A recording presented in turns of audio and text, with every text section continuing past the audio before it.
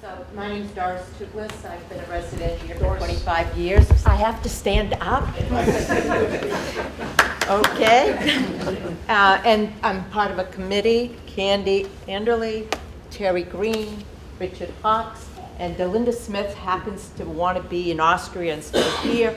I don't understand it. But anyway, so we are doing exactly what you said, Lloyd. We're looking for, the recreation facility, and the AGC's been wonderful, but we're outgrowing it.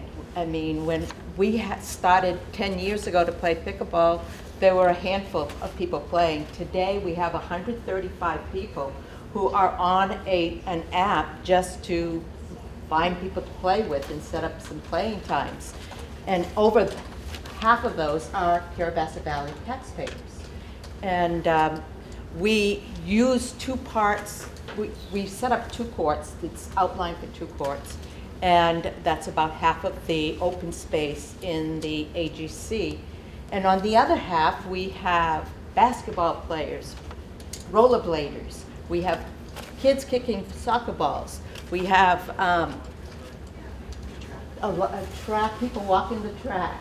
It's just a very busy, busy place. So the balls are just like rolling all over the place. The basketballs come rolling into the pickleball courts, and the pickleball balls go rolling over by the basketball players.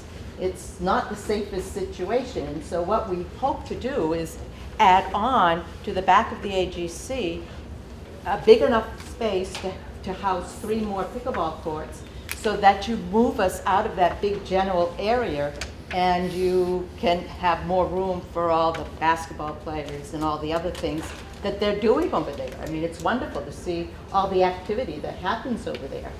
And but this space would be more than just for pickleball. Pickleball nets roll on, they roll off, so it's very easy to just get those nets out of the way and use the space for whatever you need. It can be indoor golf lessons, it can be yoga classes, dance classes, it can be kids' birthday parties, it can be, so it's a space that we need. We don't have a lot of spaces for these kinds of things in the valley, and this would be a wonderful addition. So that's what we're proposing to do, and we're basically looking for seed money to start the process of DEP approval and so on. So if anybody has any questions, we can try to answer them. I'm Martha Bradley. I'm a taxpayer. I'm also a pickleball player. Pickleball is a sport. It's one of the fastest growing sports in the world. It has been for 3 years running. There are, Doris mentioned the 130 people. That's on the communication vehicle. There's also a lot of people that drop in. It is something that you can play when it's raining, when the weather is not conducive for some of these old timers to ski, when the black flies are out, when a wedding party comes up and wants some other alternative activity. It's a welcoming sport. It's a very friendly and social sport, and I think that most of the people in this room that play it realize that it's also very addictive. So I don't think it's just going to be a short-term activity for the town. Thank you. I have a quick question about it. I see you guys all the time because I'm there, and it's so great to see so many people active and doing it. I think it's amazing.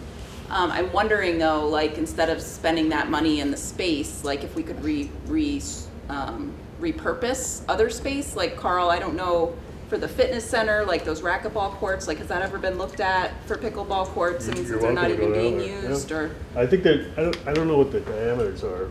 They're not big enough. Yeah. Oh, they're not. Yeah, Okay, I think it'd that have to was take my a wall question. down, but we can look at it. Okay. You need the height. Be 20 feet high. Oh, 20 feet high. Yeah. Okay. That was my question. I don't know if you've got to that point, but what surface would we be talking about for, that it would be on? Is it going to be like the basketball courts, or would it be like asphalt, or what? Or So the thought right now would be would be a concrete surface with like a 7-part acrylic coating. It's like an acrylic with sand in it. It could be the same surface as a basketball court. But can you rollerblade on it? Can you play indoor soccer?